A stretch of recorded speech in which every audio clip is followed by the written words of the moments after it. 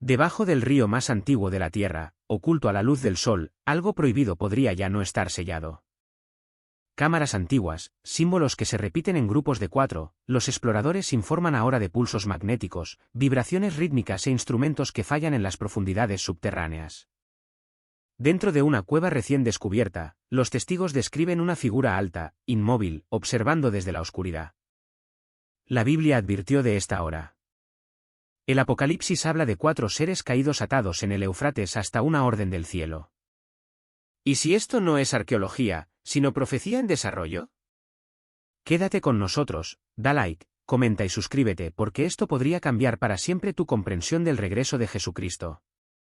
El río Éufrates no se menciona en las Escrituras como una metáfora o símbolo poético. Se nombra como una ubicación específica de restricción. En Apocalipsis 9, 14-15, la orden es inconfundible. 4 seres están atados en el gran río Éufrates, retenidos hasta una hora señalada por Dios. Esto es geografía, no alegoría. La precisión del texto exige atención porque las Escrituras rara vez anclan la profecía a un lugar exacto a menos que ese lugar tenga una importancia continua en el cronograma de Dios. Los registros arqueológicos revelan un patrón perturbador. Civilizaciones antiguas florecieron a lo largo del Éufrates. Sin embargo, hay zonas debajo y alrededor del río que se evitaron deliberadamente. Los constructores desviaron estructuras, caminos y cimientos de ciertas regiones subterráneas, incluso cuando hacerlo no tenía ningún sentido práctico. Estos patrones de evitación aparecen en diferentes culturas y épocas, lo que sugiere un conocimiento heredado en lugar de una coincidencia. Algo debajo del río era conocido, temido y se dejaba sin perturbar. En investigaciones recientes, ese subsuelo largamente ignorado ha comenzado a revelarse. Han aparecido múltiples sumideros sin fondo debajo del lecho del río, abriéndose repentinamente sin el violento colapso que normalmente se asocia con la erosión. Los testigos describen el agua desapareciendo en estos pozos en silencio, sin escombros, sin turbulencia, como si fuera arrastrada hacia abajo en lugar de caer. Las mediciones no logran localizar un fondo visible. La oscuridad absorbe la luz, el sonido y el sonar, desafiando la explicación geológica estándar. Más inquietante es la alineación. Estos sumideros no son aleatorios. Corresponden con precisión a sistemas de cavernas selladas debajo. Cavernas cortadas con una precisión antinatural y reforzadas con materiales consistentes con técnicas antiguas de techos. Los sumideros aparecen directamente encima de estas cámaras, como si la presión se estuviera desplazando desde abajo o la contención se estuviera debilitando. Este no es el comportamiento de un lecho de río moribundo. Es el comportamiento de algo bajo restricción. Los instrumentos llevados a estas áreas registran perturbaciones magnéticas y vibraciones rítmicas. Los pulsos se repiten a intervalos constantes, sin verse afectados por las condiciones de la superficie. El equipo falla selectivamente. Las brújulas se desvían. Los sensores se reinician. Las grabaciones se corrompen. Estos malfuncionamientos no ocurren de manera uniforme en toda la región, solo cerca de los sumideros y las zonas selladas. La Tierra misma se comporta como si estuviera influenciada por fuerzas que no se originan en el movimiento natural. Apocalipsis 9 describe 4 seres restringidos hasta la hora, día, mes y año exactos designados por Dios. El énfasis no está en el caos, sino en la demora controlada. El encadenamiento implica fuerza, resistencia y peligro si se libera. Las Escrituras no describen a estos seres como mitos latentes, sino como entidades activas retenidas por autoridad divina. El Éufrates se nombra porque es el límite de esa restricción. La aparición de sumideros sin fondo debajo de este río no es un evento neutral. Representa exposición. Las Escrituras muestran repetidamente que antes de que se desarrolle el juicio, lo que está oculto se revela. La Tierra misma responde cuando las restricciones divinas comienzan a cambiar. Estas aberturas no anuncian destrucción. Anuncian proximidad. Proximidad a un momento largamente predicho. Por eso el Éufrates importa ahora. No porque esté cambiando, sino porque lo que se colocó allí está comenzando a presionar hacia arriba. Apocalipsis no nos pide que especulemos sin fin. Nos advierte que vigilemos. Cuando un lugar nombrado comienza a comportarse de manera antinatural, cuando las antiguas restricciones muestran signos de tensión, la respuesta adecuada no es el desprecio, sino la sobria conciencia. El Éufrates fue elegido por una razón, y lo que está sucediendo debajo de él sugiere que esa razón ya no está latente. En lo profundo del sistema de cavernas selladas debajo del Éufrates, los investigadores se encontraron con un descubrimiento mucho más inquietante que las marcas o las anomalías estructurales. Se encontraron filas de sarcófagos de piedra, silenciosos, masivos y deliberadamente dispuestos, incrustados en el suelo de la caverna. No estaban dispersos ni colapsados. Estaban colocados con intención, como si hubieran sido puestos de acuerdo con un diseño cuyo significado se ha olvidado hace mucho tiempo. Cada sarcófago estaba tallado en piedra oscura y densa, su superficie pulida no por la erosión, sino por el tiempo. Las tapas estaban intactas, selladas y con una precisión inquietante. No había bisagras, ni mecanismos de cierre visibles, pero tampoco signos de entrada forzada. Los sarcófagos no parecían enterrados apresuradamente ni expuestos ceremonialmente. Estaban instalados como si estuvieran destinados a permanecer intactos indefinidamente. Lo que inmediatamente confundió a los investigadores fueron los símbolos grabados en las tapas. Estas marcas no coinciden con ningún sistema de escritura conocido. No son sumerios, acadios, arameos ni protosemíticos. Algunos se parecen a formas geométricas abstractas. Otros sugieren figuras distorsionadas o sigilos que se repiten con sutiles variaciones. Los intentos de datar los grabados han fallado. La piedra muestra signos de extrema antigüedad, sin embargo, las inscripciones parecen inusualmente bien conservadas, como si estuvieran protegidas de la descomposición. No se han confirmado restos orgánicos. Los escaneos indican interiores huecos, pero las imágenes no logran resolver claramente su contenido. La piedra interfiere con los sensores, produciendo lecturas inconsistentes. En algunos casos, el interior parece vacío. En otros, hay una densidad que no se puede clasificar como hueso, metal o mineral. Esta ambigüedad ha detenido los esfuerzos de excavación. Los sarcófagos se resisten a la interpretación, como si estuvieran diseñados para ocultar en lugar de revelar. Igualmente preocupante es la ausencia de contexto cultural. No hay ofrendas, ni herramientas, ni elementos decorativos típicamente asociados con las prácticas funerarias. No hay evidencia de honor o recuerdo ritual. Esto no es una tumba. No es un cementerio. Los sarcófagos no son conmemorativos. Son funcionales. Su ubicación dentro de la sección más profunda y restringida de la caverna sugiere un propósito más allá de la muerte.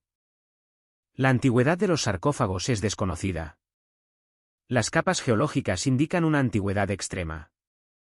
Sin embargo, ningún registro histórico hace referencia a tales estructuras en esta región.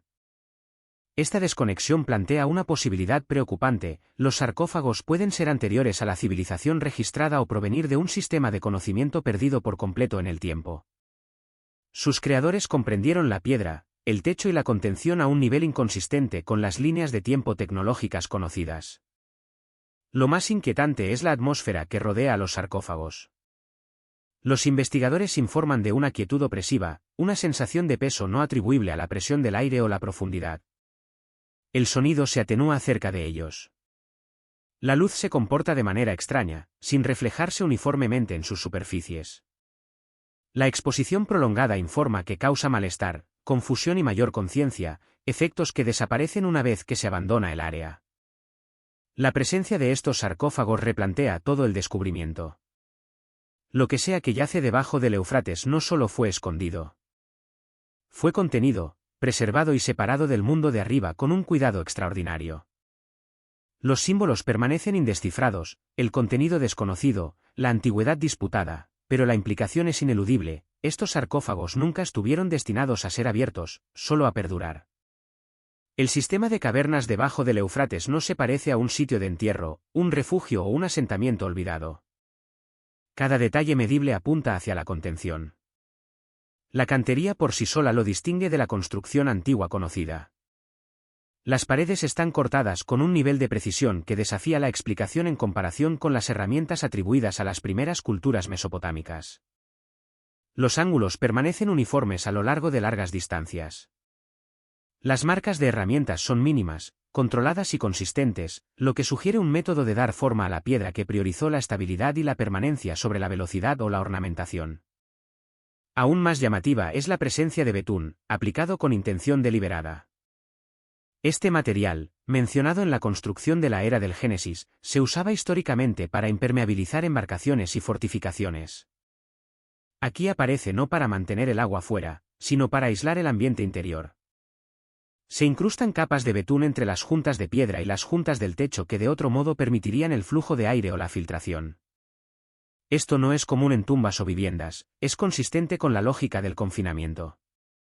Dentro de un nicho reforzado cerca de las cámaras interiores, los investigadores documentaron un artefacto anómalo, una espada antigua clavada profundamente en un hueco de piedra natural, incrustada en un ángulo que sugiere colocación deliberada en lugar de colapso o abandono. La hoja no muestra signos de exhibición ceremonial. No está montada, marcada ni decorada. En cambio, está fija, inamovible, su profundidad sugiere que fue forzada en la roca con intención. La piedra circundante presenta marcas de compresión en lugar de fracturas, lo que implica que la hoja se colocó mientras el material estaba preparado o ablandado, no simplemente encajada después por casualidad. Esto plantea una posibilidad singular: la espada funcionaba no como arma de guerra, sino como un marcador de restricción, un sello físico. En el simbolismo bíblico, la espada representa repetidamente los límites impuestos y la restricción divina.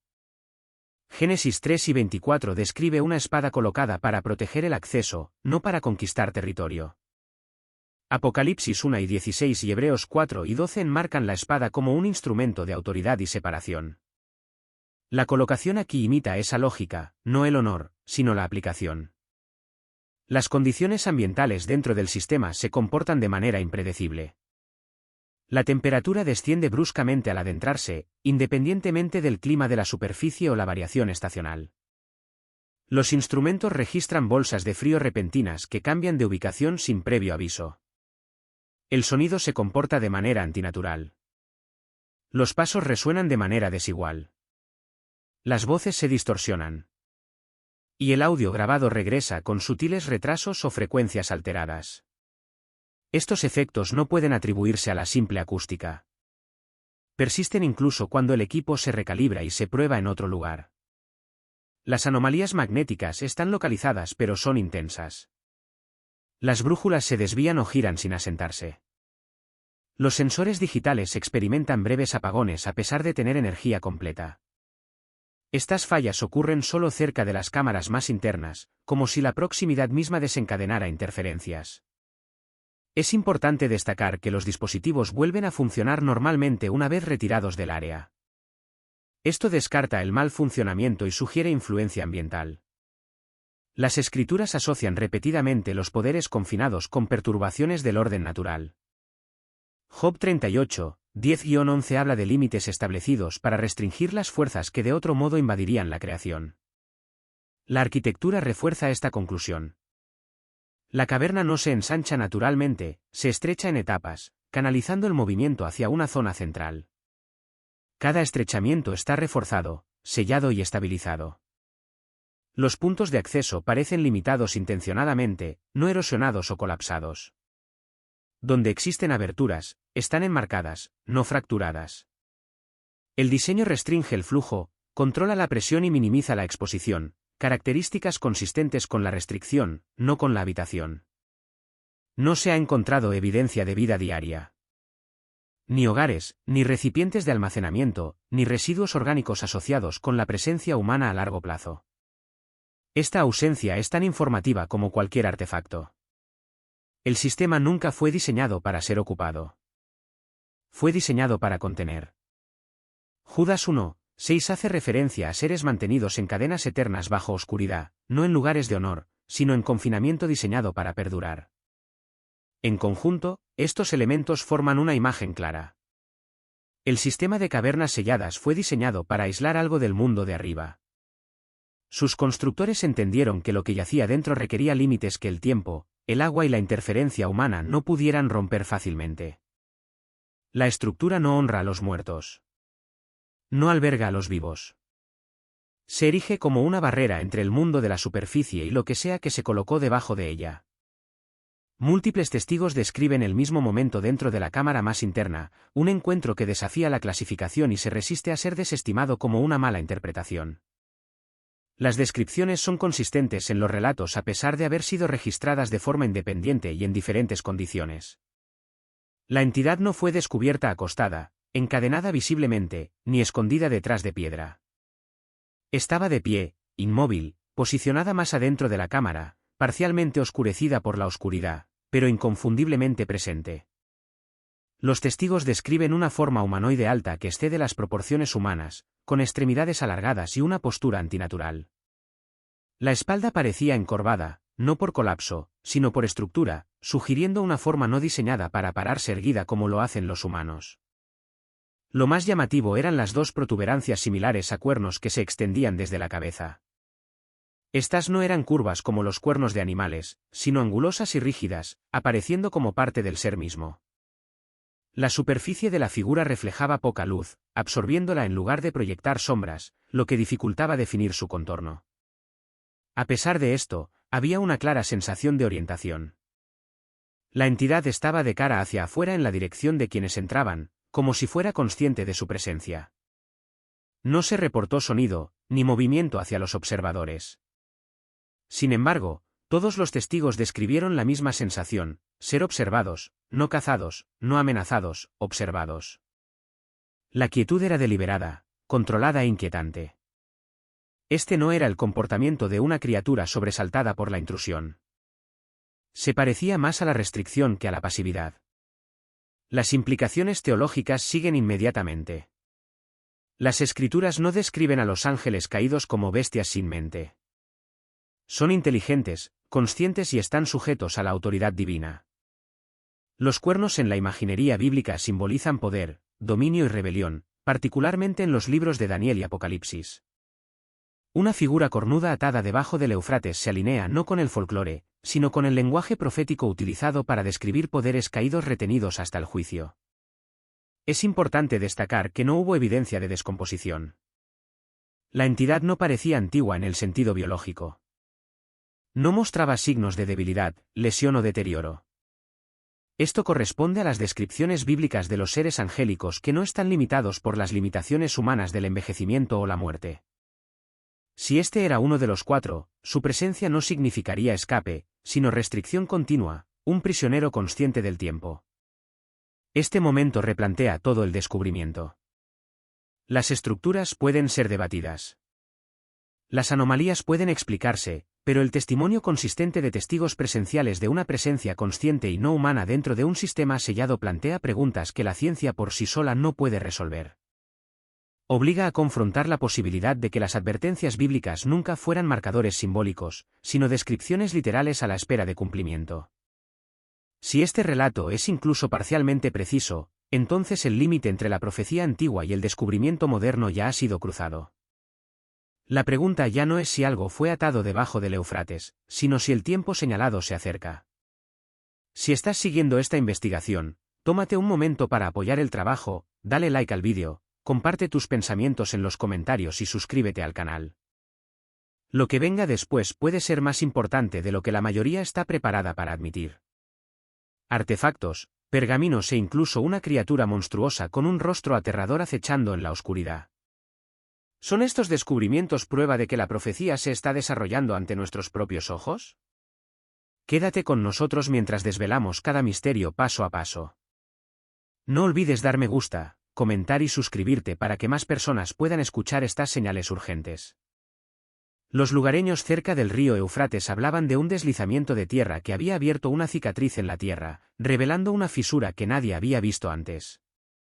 Movidos por la curiosidad, un pequeño grupo de hombres se deslizó dentro, sus antorchas parpadeando contra la piedra húmeda. El camino se estrechó, retorciéndose como una garganta hasta que de repente se ensanchó en una cámara tan vasta que sus llamas apenas besaban las paredes. Esas paredes no eran naturales. Grabados en la roca negra había símbolos más antiguos que cualquier escritura conocida, líneas que se parecían a fragmentos de hebreo, arameo y algo aún más antiguo. Algunos de los grabados parecían oraciones. Otros parecían advertencias. Los exploradores juraron que las marcas pulsaban débilmente, como si la roca misma recordara las manos que la habían tallado. Cuanto más se adentraban, más antinatural se volvía la atmósfera. Sus oídos captaban susurros que parecían resonar sin fuente, desplazándose de un lado a otro de la cámara. A veces, era como si las piedras mismas estuvieran respirando. Los hombres informaron de un olor sulfuroso, agudo y sofocante, que les ardía en la garganta. Incluso el aire parecía vivo, pesado, opresivo, zumbando con algo que no podían explicar. Pero lo que más los heló fue el silencio fuera de la cueva. Como testificó más tarde uno de los lugareños, ni un pájaro, ni siquiera un insecto se atrevía a acercarse. Era como si la creación misma no cruzara esa línea. Dentro de la cámara yacían fragmentos de culto olvidado, fragmentos de cerámica enterrados en capas de polvo, sus superficies marcadas con espirales y sigilos, altares rotos, sus partes superiores manchadas por lo que parecían marcas de quemaduras de siglos de antigüedad. Los restos de antorchas petrificados en el suelo de piedra, como si un ritual hubiera sido abandonado en pánico. Todo sugería que no era una cueva formada por casualidad, sino una cámara construida, sellada y dejada para el día del juicio. Los testigos presenciales informaron sentirse observados, las antorchas chisporrotearon, las sombras se alargaron y, en ese momento, los exploradores comprendieron por qué las escrituras advierten sobre lugares debajo de la tierra. Apocalipsis 9 habla de un abismo que se abrirá, liberando poderes que el mundo no puede soportar. ¿Podría esta cámara ser una de esas prisiones ocultas hasta la hora señalada? Los eruditos que luego examinaron los relatos los compararon con las antiguas tradiciones mesopotámicas, historias de dioses encadenados bajo ríos, castigados por rebelión contra el cielo. Al colocarlo junto a Apocalipsis 9 y 14, libera a los 4 ángeles que están atados en el gran río Eufrates, la alineación era demasiado precisa para ignorarla. ¿Fue esta fisura en la tierra una coincidencia, o una señal de que la profecía se está desarrollando? La cueva se erige como una herida en la historia, un recordatorio de que no todos los misterios están enterrados para siempre. Lo que yace más allá de la primera cámara sigue siendo desconocido. Pero aquellos que se atrevieron a entrar creen que rozaron algo vasto, algo encarcelado, algo esperando. Antes de adentrarnos más en los descubrimientos, déjame preguntar, si estas señales son reales, ¿estamos listos para lo que significan? Quédate con nosotros. La próxima revelación oculta en esta cueva es aún más inquietante. Cuanto más se adentraban los exploradores en la caverna, más extraña se volvía la atmósfera. Sus antorchas revelaron no las paredes rugosas de piedra natural, sino los contornos de estructuras, pilares, nichos tallados y algo más que se cernía en el extremo de la cámara. Al principio, parecían sombras presionadas contra la pared, pero al acercarse, las formas tomaron forma, 4 estatuas monumentales que se alzaban en silencio. Cada figura se elevaba más que un hombre, de forma masiva, e inequívocamente con forma de ángeles. Sus alas se curvaban detrás de ellos, pero colgaban sin vida, congeladas en su lugar como si fueran alcanzadas por el juicio. La cantería no era lisa, mostraba las marcas de la edad, grietas erosionadas que recorrían las superficies, fragmentos astillados por el tiempo. El polvo cubría sus hombros. Sin embargo, a pesar de la decadencia, no había duda de su identidad. Estas no eran imágenes de ángeles santos, radiantes y triunfantes, sino efigies de seres arrojados hacia abajo, ángeles en desgracia. El detalle más inquietante no era su tamaño o expresión, sino las cadenas. Pesados eslabones de hierro se enroscaban alrededor de sus brazos, piernas y torsos, sujetándolos a las paredes de la caverna misma. Las cadenas parecían ser parte del diseño original, no añadidas posteriormente. Quienquiera que tallara estas figuras tenía la intención de que se vieran como cautivos. El simbolismo era innegable, seres celestiales que una vez se movieron libremente, ahora atados en piedra, una advertencia preservada en forma esculpida. Los eruditos compararon posteriormente el descubrimiento con las palabras de Apocalipsis 9 y 14, que habla de 4 ángeles atados en el río Eufrates. Durante generaciones, ese versículo ha sido debatido. ¿Era simbólico o literal? ¿Estaban los ángeles realmente encadenados en algún lugar oculto, o era una descripción poética del juicio? Ahora, con la aparición repentina de estas colosales estatuas, las líneas entre metáfora e historia parecen borrosas. ¿Podrían los antiguos que los crearon haber presenciado algo que luego se consagró en las Escrituras? Los exploradores describieron una pesadez opresiva en el aire mientras se paraban ante las estatuas. El silencio era absoluto, como si la caverna misma exigiera reverencia. El polvo se filtraba del techo, y un hombre dijo más tarde que se sentía como si la tierra se estuviera esforzando bajo un peso invisible. No podían quitarse la impresión de que estas no eran simplemente obras de piedra, sino memoriales de algo que una vez estuvo vivo y que la tierra misma aún recordaba. Algunos sugirieron que las figuras estaban destinadas a encarnar a los mismos ángeles de los que habla Judas 6, aquellos que abandonaron su dominio propio y fueron mantenidos en oscuridad hasta el juicio. La idea de que antiguos artesanos hubieran capturado ese momento en masivas tallas de piedra daba a la cámara la sensación de una prisión y un templo combinados. No era arte por el arte, era testimonio tallado en advertencia. Ya sean guardianes literales o monumentos simbólicos, el mensaje seguía siendo escalofriantemente claro: 4 ángeles habían sido encadenados, si no en carne, si en piedra, esperando la hora señalada predicha en las Escrituras. La caverna misma parecía hacer eco de la pregunta tácita: cuando llegue la hora, ¿se romperán estos lazos, sean reales o simbólicos? Los exploradores, aún temblando por la vista de los gigantes encadenados, notaron algo escondido en nichos tallados en las paredes de la caverna. Allí, sellados en vasijas de arcilla endurecida, yacían pergaminos antiguos, intactos por el tiempo. Cuando las vasijas se abrieron con cuidado, el pergamino interior parecía increíblemente bien conservado, su textura resistía la descomposición como si hubiera sido protegido deliberadamente durante siglos. La escritura era diferente a todo lo familiar. Algunas de las inscripciones se parecían al hebreo primitivo, otras al arameo, mientras que varios símbolos no se parecían a ninguna escritura humana conocida. Los eruditos que examinan copias del texto afirman que ciertos pasajes se hacían eco de fragmentos del libro de Enoc, hablando de los vigilantes, de uniones prohibidas con las hijas de los hombres, de descendencia híbrida que sacudió la tierra con violencia. Una sección parecía predecir un momento en que llegaría la hora señalada, liberando a seres largamente restringidos bajo un río. Los pergaminos describen fuego descendiendo del cielo, naciones levantándose en guerra y la liberación de criaturas ocultas en la oscuridad hasta el día de la ira. Los paralelismos con Apocalipsis eran innegables. Las palabras se sentían menos como historia y más como una cuenta regresiva. Lo que asombró a los arqueólogos fue la condición de los pergaminos. Ningún pergamino debería sobrevivir en cavernas tan húmedas. Algunos teorizaron que fueron tratados con una resina o aceite perdidos.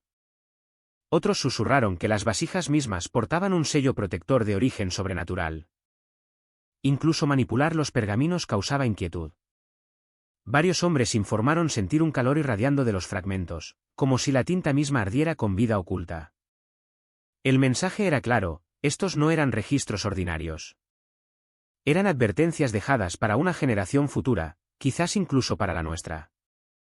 Si las cadenas de los ángeles alguna vez se debilitaran, la humanidad sabría de antemano que el juicio estaba cerca.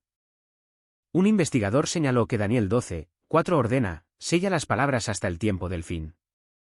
¿Podrían estos pergaminos ser parte de ese conocimiento sellado, ahora revelado porque la estación final está sobre nosotros? Su aparición repentina, combinada con la presencia de seres encadenados en la misma caverna, sugiere un diseño intencional, la profecía surgiendo no por casualidad, sino por tiempo divino. A medida que se corrió la voz sobre los pergaminos, estalló el debate. Algunos los llamaron falsificaciones, productos de un fraude hábil. Otros insistieron en que ninguna técnica conocida podría replicar tal preservación. Los creyentes vieron la confirmación de que la profecía no es distante sino viva, desarrollándose ante nuestros ojos. Los escépticos no podían descartar fácilmente la convergencia de textos, cadenas y seres que se alinean tan perfectamente con las Escrituras. Cuanto más se lee en estos pergaminos, más urgente se vuelve la pregunta: si se dejaron advertencias para nosotros, entonces no estamos destinados a ignorarlas. Estas palabras exigen atención, llamando a cada lector a reflexionar sobre lo que viene. Entre los espeluznantes descubrimientos dentro de la caverna, ninguno infundió tanto asombro y pavor como la masiva espada que yacía cerca de las figuras encadenadas. A primera vista, parecía una reliquia de una era olvidada. Pero una inspección más detallada reveló detalles que desafiaban la categorización. El arma se extendía más que la altura de un hombre común, su hoja casi el doble de ancho que las espadas modernas. A pesar de siglos enterrada bajo piedra y polvo, su forma permaneció intacta como si el tiempo mismo hubiera luchado por erosionar su presencia. La hoja estaba grabada con marcas que se parecían a las inscripciones no uniformes de Mesopotamia, aunque dispuestas en patrones que los eruditos admitieron que nunca habían visto antes. Símbolos se espiralaban sobre el acero, algunos parecidos a constelaciones, otros repitiendo la misma palabra, quizás un nombre antiguo quemado en el marco del arma. El óxido se aferraba a sus bordes, sin embargo, incluso a través de la corrosión, se podía sentir su mortífera artesanía. Esto no era ceremonial, estaba forjado para la batalla. Pronto surgió la teoría, ¿podría esta haber sido el arma de un gigante? La historia bíblica recuerda que los Nepilim, descendientes de los vigilantes y mujeres humanas, vagaron una vez por la tierra. Goliat de Gat fue una de esas figuras, recordado por su inmensa estatura y su duelo con David. Las escrituras registran que David, después de golpear al gigante con una piedra, tomó la propia espada de Goliat y la usó para dar el golpe fatal. Esa arma se conservó por un tiempo en Israel, pero su destino finalmente se desvaneció en la oscuridad. Algunos ahora se preguntan, ¿podría la espada descubierta debajo del Éufrates ser esa misma reliquia, escondida lejos de su tierra natal, oculta en la misma prisión que los ángeles caídos que una vez engendraron gigantes? Otros proponen que perteneció no a Goliat, sino a otro campeón de la línea de sangre Nepilim, un arma pasada a través de generaciones antes de ser sellada. Su tamaño sugiere que nunca fue destinada a hombres comunes. El inmenso peso solo la haría inútil para un soldado humano. Pero para un ser de fuerza sobrenatural, habría sido una extensión de su brazo, una herramienta de terror en guerras que marcaron el mundo antiguo. La ubicación de la espada, tan cerca de las figuras encadenadas, es en sí misma significativa. ¿Fue confiscada durante su atadura, despojada de sus manos como un token de derrota? ¿O fue colocada allí deliberadamente como una advertencia, un recordatorio de la violencia que estos seres desataron una vez? Los altares rotos y las paredes chamuscadas que rodean la cámara insinúan conflicto, quizás incluso el momento de su encarcelamiento.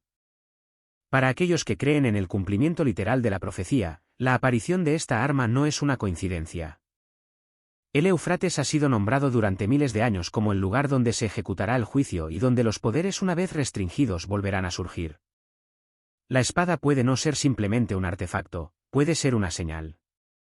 Una parte de la antigua lucha ha resurgido en nuestro tiempo, al igual que las escrituras advierten que los últimos días sacarán a la luz las cosas ocultas. Ya sea una reliquia de un gigante bíblico o un símbolo de rebelión celestial, la presencia de la espada nos obliga a enfrentar una escalofriante realidad, lo que yace latente debajo del Éufrates puede no permanecer en silencio para siempre. Pero la cueva aún albergaba otro horror, uno que parecía casi vivo de hambre. En un corredor inundado que se ramificaba desde la cámara principal, informaron de movimiento, algo deslizándose justo más allá del alcance de sus antorchas. Al principio, lo descartaron como agua que goteaba, hasta que una forma pálida surgió de la oscuridad. Lo que describieron no se parecía a ninguna criatura conocida. Estaba encorvado, con extremidades largas y delgadas como ramas retorcidas, su piel húmeda y translúcida. Pero lo más aterrador era su rostro, humano en contorno, pero deformado en algo grotesco. Los ojos brillaban débilmente en blanco, la boca se extendía de forma antinatural, como si hubiera sido tallada por el propio dolor. Los testigos juraron que el rostro parecía congelado entre el miedo y la furia, mirando fijamente con una conciencia que traspasaba carne y hueso. El sonido que hizo fue peor que su apariencia. Una resonancia gutural llenó el pasaje, no del todo habla, no del todo un gruñido animal. Algunos hombres afirmaron haber oído palabras en el ruido, fragmentos de lenguas antiguas. Oraciones convertidas en maldiciones. Un explorador lo describió como un himno cantado al revés, cada sílaba ardía como fuego en la mente.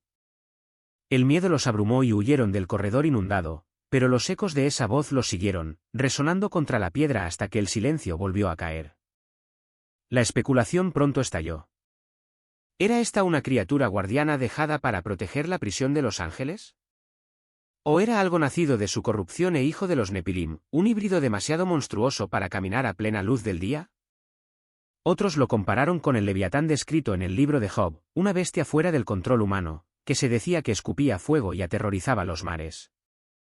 Si tales entidades estuvieran encadenadas u ocultas, entonces su resurgimiento solo podría significar una cosa: las restricciones están comenzando a debilitarse. La profecía bíblica a menudo advierte sobre el engaño a través de señales y prodigios. ¿Y si esta criatura con su rostro similar al humano fuera más que un monstruo? Podría ser una burla de la humanidad, creada para atraer, aterrorizar o incluso poseer a quienes se acercan demasiado. Lucas 8:31 registra demonios rogando a Jesús que no los envíe al abismo. Esta caverna podría ser ese abismo, y lo que se vislumbró podrían ser uno de esos mismos espíritus, atrapados hasta la hora de la liberación. La inquietante verdad permanece: los testigos vieron algo vivo, inteligente y profundamente antinatural. El rostro similar al humano sugiere una conexión entre los reinos espiritual y físico, un recordatorio de que la línea entre ellos es más delgada de lo que queremos creer. Si esta criatura ha esperado en la oscuridad durante siglos, ¿qué propósito servirá cuando los sellos se rompan? Lo que encontraron los exploradores no fue solo un artefacto o una ruina antigua, fue una advertencia viva. ¿Y si una criatura se ha agitado, quién sabe qué más podría surgir del abismo? Quédate con nosotros, porque las revelaciones que siguen harán que este encuentro parezca solo el principio. Cuanto más se adentraban los exploradores en la caverna, más se daban cuenta de que el silencio mismo había sido reemplazado por algo mucho más siniestro. De grietas en la piedra y de las profundidades de túneles invisibles llegaban voces, susurros al principio, como débiles corrientes de viento, luego creciendo hasta convertirse en tonos superpuestos que parecían provenir de todas direcciones a la vez. Ninguno de los hombres pudo localizar una sola fuente. La cueva misma se había convertido en una boca, y estaba hablando. Los sonidos no se parecían a ningún idioma conocido. Algunos los describieron como cánticos, como si docenas de voces recitaran una liturgia al unísono. Otros afirmaron haber oído sílabas que se parecían a fragmentos de hebreo o acadio, pero retorcidas en formas que no tenían sentido. Un explorador juró que reconoció su propio nombre llamado desde la oscuridad, repetido 3 veces, cada sílaba alargada y distorsionada. Otro hombre cayó al suelo aterrorizado, convencido de que las voces recitaban los pecados ocultos de su pasado. Los dispositivos de audio llevados por los investigadores capturaron más tarde bajas frecuencias por debajo del rango de audición humana normal. Cuando se reprodujeron, las grabaciones produjeron mareos, náuseas y dolores de cabeza en quienes escuchaban. Los médicos sugirieron infrasonidos, un fenómeno natural producido por ciertas formaciones geológicas. Pero los exploradores rechazaron esta explicación. Estos no son ecos ni vibraciones aleatorias, insistió uno. Eran inteligentes, querían que los escucháramos. La atmósfera se espesó a medida que las voces se hacían más fuertes. Las antorchas parpadearon violentamente. Las sombras se alargaron antinaturalmente por las paredes, y el suelo tembló como si algo debajo se estuviera agitando. Los hombres describieron un peso abrumador presionando sus pechos, forzando respiraciones superficiales, como si el aire mismo intentara aplastarlos. Un testigo presencial lo comparó con estar debajo de nubes de tormenta momentos antes de que el relámpago parta el cielo. Excepto que aquí, la tormenta estaba viva, consciente, atenta. La conexión con la profecía es innegable. Apocalipsis 9 habla de un tiempo en que el abismo se abrirá, liberando humo y seres que atormentan a la humanidad. ¿Podrían estas voces ser los primeros temblores de ese momento? Judas 6 nos recuerda a los ángeles que abandonaron su dominio, mantenidos en cadenas eternas bajo oscuridad para el juicio. Quizás estas voces pertenecen a ellos, encarcelados pero no silenciosos, esperando la liberación a la hora señalada. Los efectos psicológicos pronto siguieron. Varios exploradores sufrieron pesadillas durante semanas después de salir de la caverna. Soñaron con vastos ejércitos marchando bajo ríos de sangre, con fuego descendiendo de los cielos, con cadenas rompiéndose una a una. Algunos se despertaban gritando, afirmando que veían los rostros de los gigantes encadenados mirándolos a través de sus ventanas por la noche. Otros se retiraron por completo, negándose a hablar de lo que habían oído. Y, sin embargo, el patrón de las voces no era solo terror, también era ritmo. Los investigadores que analizaron las grabaciones notaron secuencias que se repetían a intervalos exactos, casi como una cuenta regresiva. ¿Y si estos no fueran gritos aleatorios, sino proclamaciones de tiempo, anunciando cuando los ángeles finalmente serían liberados? La evidencia es cada vez más difícil de descartar. La cueva no solo contiene seres encadenados y pergaminos antiguos, sino también sonido vivo y resonante que trasciende la piedra y el tiempo. Si las voces son reales, entonces testifican de un reino debajo del nuestro, donde poderes largamente restringidos están comenzando a agitarse. La pregunta ya no es si existen los ángeles, sino cuán cerca estamos de escucharlos desatados por completo sobre la tierra. A medida que se corrió la voz sobre la cueva del Éufrates, los eruditos y observadores de profecías comenzaron a trazar líneas entre los descubrimientos y la cascada de señales globales que ahora se desarrollan por toda la tierra.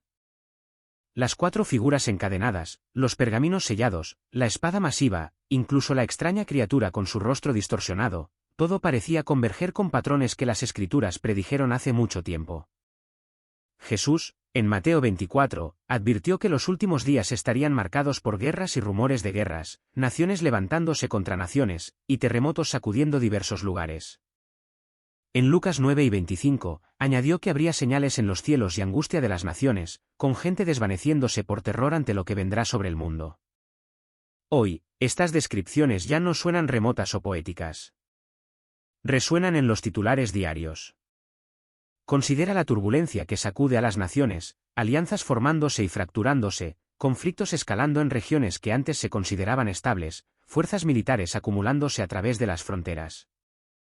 En paralelo, los desastres naturales aumentan en frecuencia e intensidad, terremotos partiendo carreteras, erupciones volcánicas oscureciendo cielos, océanos levantándose con ferocidad. La ciencia los enmarca como ciclos climáticos y tectónicos.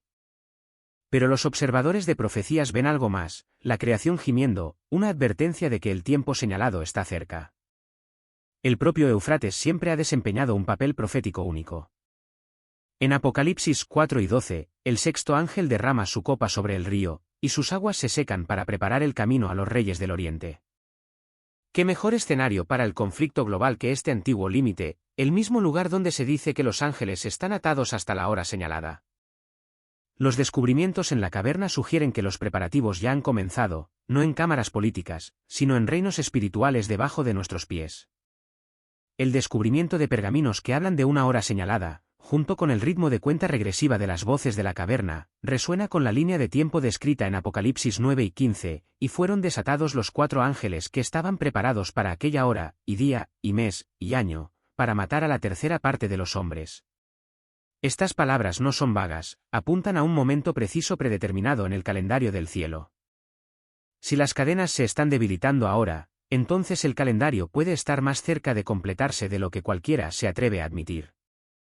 Los escépticos argumentan que estas alineaciones son coincidencias, artefactos de la imaginación.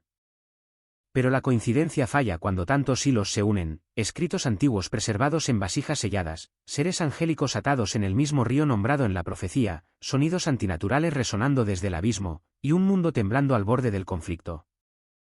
Las probabilidades de que todo esto se alinee por casualidad desafían la razón. Para aquellos que creen, el significado es urgente. El reino oculto se está agitando. Lo que sucede en lugares secretos de piedra pronto se manifiesta en el mundo abierto. A medida que la profecía converge, la pregunta no es si las señales son reales, sino si la humanidad las reconocerá antes de que suene la trompeta final. La caverna del Éufrates no es simplemente un sitio arqueológico, es un espejo de los tiempos, recordándonos que el velo entre la tierra y la eternidad se vuelve más delgado con cada día que pasa. Los descubrimientos debajo del Éufrates no pueden descartarse como ordinarios. 4 seres colosales encadenados en la oscuridad, pergaminos sellados con advertencias, una espada demasiado masiva para cualquier hombre, voces resonando desde el abismo, e incluso una criatura con un rostro similar al humano, todo apunta a una conclusión: la profecía se está desarrollando ante nuestros propios ojos. La Biblia ha hablado de este momento durante miles de años. Apocalipsis 9, 14-15 describe a 4 ángeles atados en el río, preparados para una hora, día, mes y año precisos. Su liberación traerá devastación a la tierra, y su presencia está directamente ligada a la gran batalla del fin de la era. Estas palabras no son acertijos simbólicos, son específicas, y la caverna debajo del Éufrates parece testificar de su realidad. Sin embargo, con cada advertencia viene una invitación. Las Escrituras nos recuerdan que el juicio nunca es la palabra final para aquellos que pertenecen a Cristo. Apocalipsis 8 y 10 nos asegura que el diablo y sus ángeles serán arrojados al lago de fuego, derrotados para siempre. La esperanza no radica en negar las señales, sino en prepararse para aquel que viene. Las señales que vemos hoy, conflicto entre naciones, convulsiones naturales, el descubrimiento de misterios ocultos, no deberían llevarnos a la desesperación, sino a la preparación. Jesús mismo instó a sus seguidores: cuando estas cosas comiencen a suceder, levántense y alcen sus cabezas porque su redención se acerca. Lucas 9 y 28. Esa promesa todavía se mantiene. La pregunta no es si estos descubrimientos son reales, sino si nuestros corazones están listos. Si los ángeles se están agitando, entonces la cuenta regresiva ya ha comenzado. Todavía hay tiempo para arrepentirse, para volver a Dios y para anclar nuestras vidas en el único que puede salvarnos. Estamos viviendo tiempos extraordinarios. Lo que antes estaba enterrado está saliendo a la superficie. Lo que estaba oculto ahora está revelado. Estos misterios no son accidentes. Son recordatorios de que la eternidad está más cerca de lo que pensamos. Si crees que estas señales son importantes, dale me gusta a este vídeo, comparte tus pensamientos en los comentarios y suscríbete para que más personas escuchen este mensaje. Gracias por ver, y que permanezcas despierto, preparado y fiel, porque el tiempo está cerca. La aparición de ángeles del Éufrates significa un presagio crucial. El rápido secado de los ríos también revela cavernas ocultas. Para un contexto adicional, considera Apocalipsis 9, 13-19, y el sexto ángel tocó la trompeta, y oí una voz de los 4 cuernos del altar de oro que estaba delante de Dios, diciendo al sexto ángel que tenía la trompeta: desata a los 4 ángeles que están atados en el gran río Éufrates. Y los 4 ángeles fueron desatados, que estaban preparados para la hora, y día, y mes, y año, para matar a la tercera parte de los hombres. Quizás has oído demasiado sobre los ángeles caídos del río Éufrates. Ahora, te contaremos un secreto muy interesante que la gente de aquí encontró en el río. Un misterio impactante. Un día soleado, un hombre caminaba por la orilla del río Éufrates y de repente vio un trozo de oro brillar bajo un arbusto cerca del río. Curiosamente, encontró más debajo del río y se sorprendió porque era mucho oro, especialmente oro que es fácil de encontrar. ¿Es una disposición anticipada? En la escatología islámica, el secado del río Éufrates se considera una señal importante que indica el acercamiento del día del juicio. El imán muslim narra un hadís que dice: la hora, el día del juicio, no se establecerá hasta que el Éufrates descubra una montaña de oro, y la gente luchará por ella. 99 de cada 100 morirán, y cada uno dirá: quizás yo sea el único que quede vivo. Este hadís subraya que en los últimos tiempos, el río Éufrates revelará un tesoro de inmenso valor, lo que llevará a conflictos y destrucción generalizada. Otro hadís narrado por el imam Ahmed menciona: pronto el Éufrates retrocederá, descubriendo un tesoro de oro. Quien esté presente en este evento no debe tomar nada de él.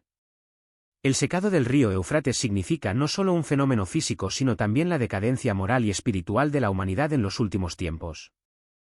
Simboliza una interrupción del orden natural y refleja el caos y la agitación esperados durante este periodo. Sirve como un recordatorio de la naturaleza temporal de los recursos mundanos y la inminente llegada del juicio final. En la Biblia, la disminución del río Éufrates también es simbólica de la gran batalla entre las fuerzas de la verdad y la falsedad que ocurrirá justo antes del fin del mundo. Y el sexto ángel derramó su copa sobre el gran río Éufrates, y el agua de él se secó, para que el camino de los reyes del oriente fuera preparado. Y vi 3 espíritus inmundos, como ranas, que salían de la boca del dragón, y de la boca de la bestia, y de la boca del falso profeta. Porque estos son espíritus de demonios, que hacen milagros, y que salen a los reyes de la tierra y de todo el mundo, para reunirlos a la batalla de aquel gran día de Dios Todopoderoso. He aquí, vengo como ladrón. Bienaventurado el que vela, y guarda sus vestiduras, para que no ande desnudo, y vean su vergüenza. Y los reunió en un lugar llamado en lengua hebrea Armagedón. La guerra se conoce como Al-Malama para los musulmanes y como Armagedón para los cristianos. Por lo tanto, el secado del río Éufrates es reconocido como un indicador crítico de la hora final tanto en los hadices como en la Biblia. El hadís afirma: pronto el Éufrates retrocederá, descubriendo una montaña de oro. Quien esté presente en este evento no debe tomar nada de él. Este Hadais se considera la verdad y ocurrirá. La ubicación exacta de la montaña dorada sigue siendo desconocida, ya que es una señal del Apocalipsis. Y Nahar explicó que el retroceso del río Éufrates ocurrirá antes de la aparición del Mahdi. Haya ha fijado un tiempo para esta revelación, y no se sabrá hasta que Haya mismo la revele. El Hadais afirma, el que esté presente no debe tomar nada de él. Actuando sobre esta frase, Nahar indica que el oro puede ser en forma de dinares, monedas, lingotes de oro o polvo de oro, y todas estas posibilidades existen. Explica que la razón de la prohibición de tomar algo del tesoro es que pertenece a todos los musulmanes. En ese caso, una persona solo puede tomar su parte de él. Continúa, si alguien toma de él y aumenta su riqueza, no le servirá de nada y se arrepentirá. Si aparece una montaña de oro, el oro perderá su valor. Por lo tanto, no es deseable. Nahar no encuentra esta interpretación clara en el Hadais y afirma, lo que está claro es esto, está prohibido tomar de él porque ocurrirá un caos y la gente luchará si lo toma. También sugiere otra posibilidad, la sabiduría detrás de la prohibición de tomar de él es que ocurrirá en un momento en que se necesite muy poco o nada. Y Nahar favorece la primera posibilidad y la apoya con una versión del Hadais incluida en Muslim. Además, apoya esta visión con la siguiente narración en Muslim: el Éufrates pronto descubrirá una montaña de oro, y cuando la gente oiga hablar de ella, acudirán en masa hacia ella. La gente cerca del río dirá, si permitimos que esta gente saque de ella, se la llevarán toda. El mensajero de Haya, la paz sea con él, añadió, entonces lucharán por ella, y 99 de cada 100 morirán. Punto. Y Nahar comenta, esto indica que la razón imaginada es incorrecta. La verdadera razón de la prohibición es que tomar de ella conducirá a la guerra. Maja narra un Hadais de Abu Huraira, 3 grupos lucharán cerca de tu tesoro. Cada uno es hijo de un becerro. Maja incluye este Hadais en el capítulo relacionado con el Dajjal. Si el tesoro mencionado aquí es el mismo que el del Hadais que estamos discutiendo, esto ocurrirá cuando emerja el Dajjal, definitivamente antes del descenso de Isa, Jesús, y la aparición del fuego. Esto podría sugerir un momento en que el agua del Éufrates será extremadamente valiosa, metafóricamente como oro. Los ingresos de las presas del Éufrates podrían ser referidos como oro. Además, grandes depósitos de oro y petróleo podrían encontrarse bajo tierra después de que el Éufrates se seque. Elementos valiosos también podrían descubrirse después del hundimiento del terreno. Estos eventos aún no han ocurrido, pero se predicen para el futuro. Al presenciar estos días, la gente afirmará, mensajero de Haya, has dicho la verdad, y renovará su fe. Además, científicos y eruditos tienen varias interpretaciones. Algunos creen que la montaña dorada es una metáfora, que podría referirse al petróleo debido a su valor similar. Otros eruditos se adhieren estrictamente al texto, afirmando que de hecho será una montaña de oro. Eruditos como el Sheikh Yusuf al-Qaradawi no están de acuerdo con la interpretación del petróleo, señalando que el petróleo y el oro son fundamentalmente diferentes. El Hadais especifica que el agua del río revelará una montaña dorada visible, mientras que la extracción de petróleo requiere cavar profundamente en la tierra y usar equipo. El río Éufrates ha sido central en la historia y teología islámica durante siglos. Es uno de los 2 grandes ríos mencionados en el Corán y tiene una importancia religiosa y cultural significativa para los musulmanes de todo el mundo. Sin embargo, en los últimos años, el río Éufrates se está secando a un ritmo alarmante debido a varios factores, lo que plantea graves consecuencias no solo para la región sino para el mundo entero. El regreso de Cristo, como los días de Noé.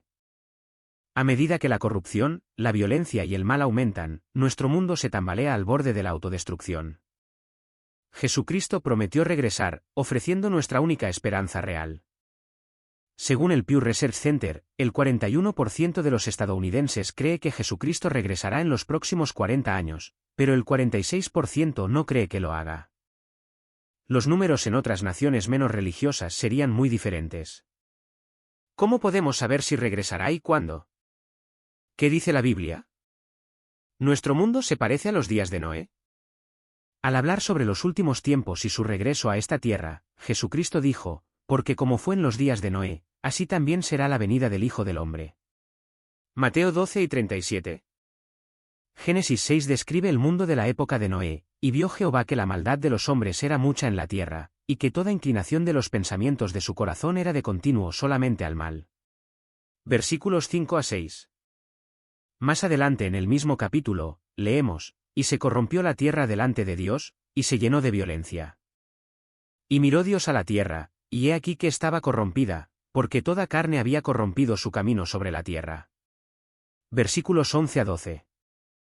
Los sellos de esa sociedad fueron la corrupción, la violencia y el mal. Si bien se puede argumentar que ha habido corrupción, violencia y mal desde que Adán y Eva fueron expulsados del jardín del Edén, no se puede ignorar el extraordinario aumento de cada uno de ellos en la última década.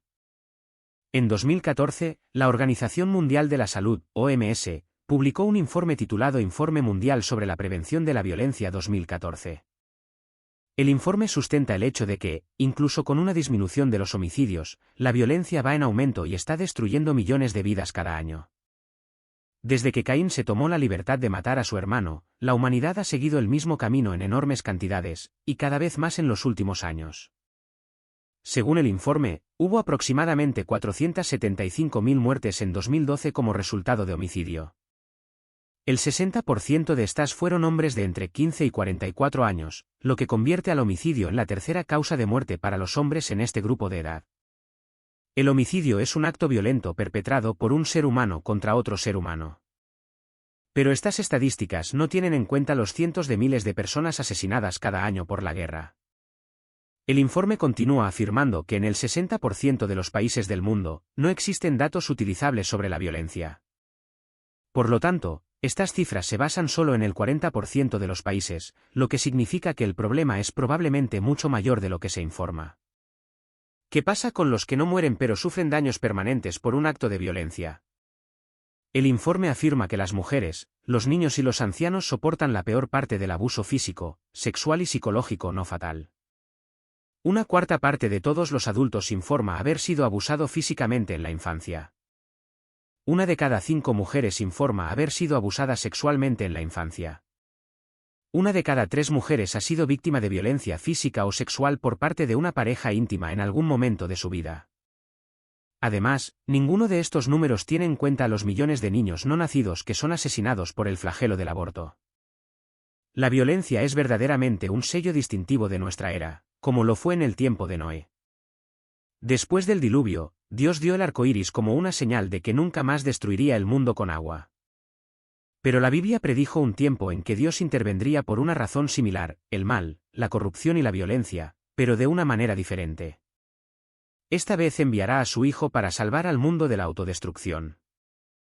Una segunda venida necesaria para salvar el mundo. El Nuevo Testamento tiene muchas referencias a la segunda venida de Jesucristo.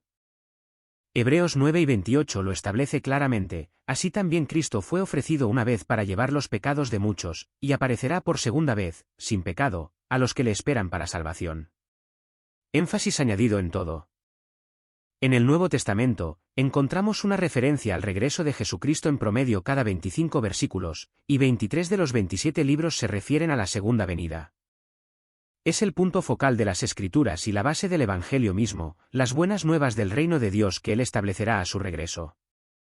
Las Escrituras son claras en que el regreso de Jesucristo será visible y visto por todo el mundo. He aquí que viene con las nubes, y todo ojo le verá. Apocalipsis 1, 7. Los ángeles dijeron a los apóstoles que su regreso sería visible y no secreto. Varones Galileos, ¿por qué estáis mirando al cielo? Este mismo Jesús, que ha sido tomado de vosotros al cielo, así vendrá como le habéis visto ir al cielo. Hechos 1 y 11. Esta fue una partida visible, y los ángeles prometieron un regreso visible.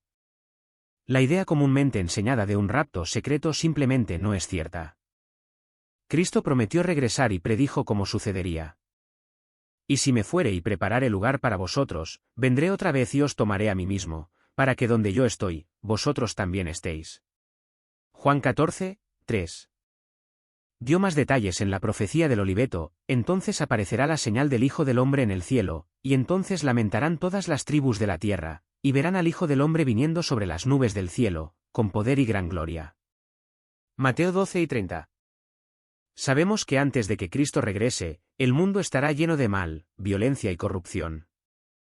Pero, ¿cómo será el mundo después de su regreso? El regreso de Jesucristo cambiará el mundo para siempre.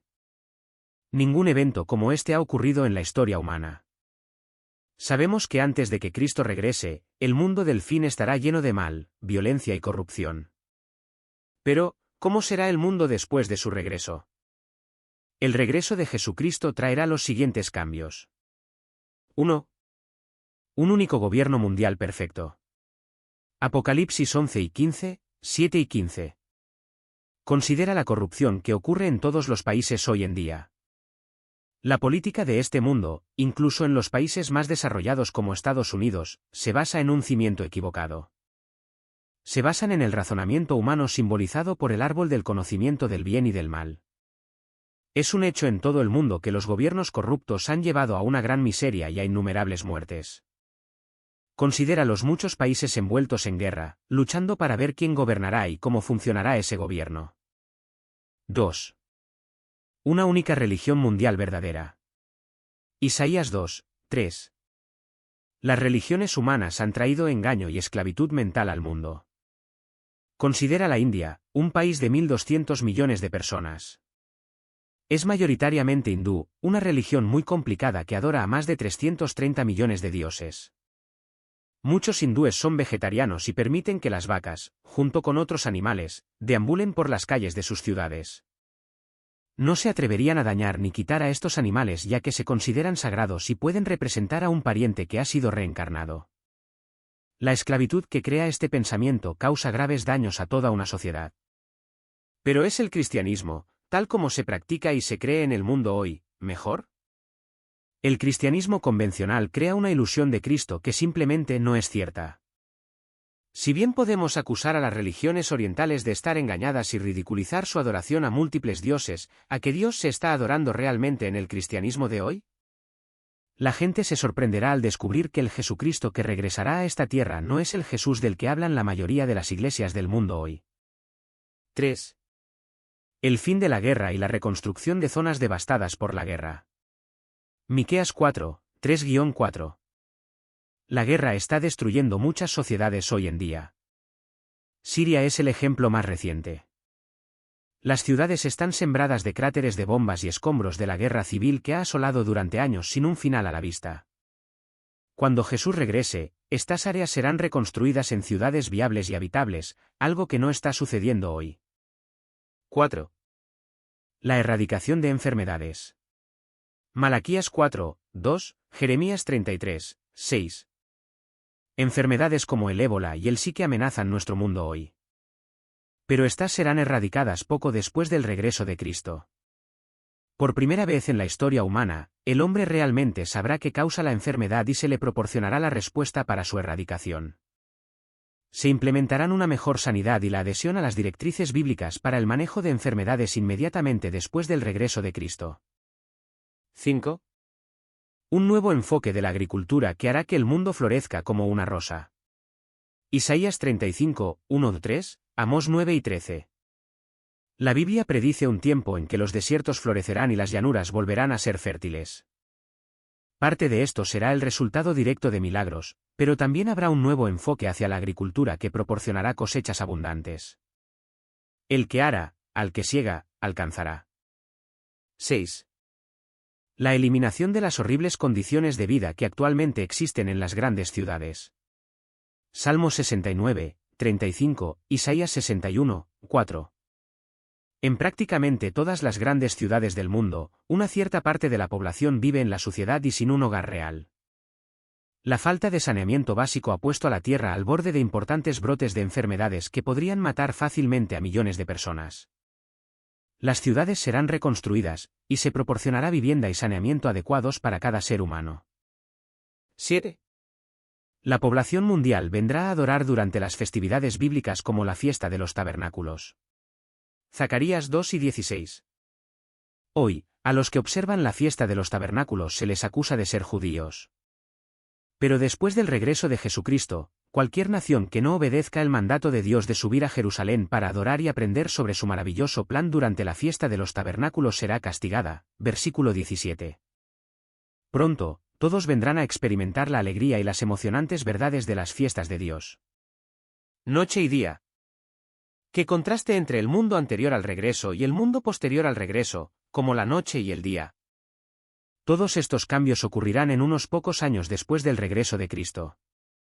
Cuando todo el mundo adore al mismo Dios y siga el liderazgo de Jesucristo, el Salvador e Hijo de Dios que caminó en esta tierra como Dios en la carne, los problemas que actualmente dividen a las naciones y a los pueblos del mundo serán eliminados. Estamos viviendo en un tiempo similar al que Noé presenció justo antes de que Dios destruyera el mundo con el diluvio. Esta vez, a medida que el mal, la corrupción y la violencia se propagan en todas las naciones, Dios no destruirá a la humanidad. En cambio, convertirá a la humanidad de religiones paganas idólatras controladas por Satanás a una forma de vida armoniosa y amorosa enseñada por Jesucristo y sus santos. Que Dios acelere ese día, como en los días de Noé. Advertencias para hoy. Jesucristo dijo que los eventos del fin serían como los de los días de Noé. ¿Cuáles fueron esas condiciones y por qué deberíamos preocuparnos? Al describir el tiempo cercano a su regreso a la tierra, Jesús declaró: porque como fue en los días de Noé, así también será la venida del Hijo del Hombre. Lucas 17, 26-27. Pues como en los días antes del diluvio comían y bebían, se casaban y se daban en casamiento, hasta el día en que Noé entró en el arca, y no conocieron hasta que vino el diluvio y los llevó a todos, así será también la venida del Hijo del Hombre. Lucas 17, 26-27. Parece que la gente pensaba que vivía vidas normales durante el tiempo de Noé, justo antes del diluvio. Eran ajenos al desastre inminente. Entonces, ¿a qué se refería Jesús? ¿Quién era Noé? La Biblia dice que Noé era un varón justo, perfecto en sus generaciones, y que caminó con Dios. Génesis 6, 9. Noé tuvo 3 hijos llamados Sem, Cam y Jafet. Cuando Dios trajo un diluvio universal sobre la tierra para destruir a toda la humanidad, solo Noé y su familia se salvaron. Pedro afirma que Dios no perdonó al mundo antiguo, sino que salvó a Noé, pregonero de justicia, con 7 personas, trayendo el diluvio sobre el mundo de los impíos. 2 Pedro 2, 5.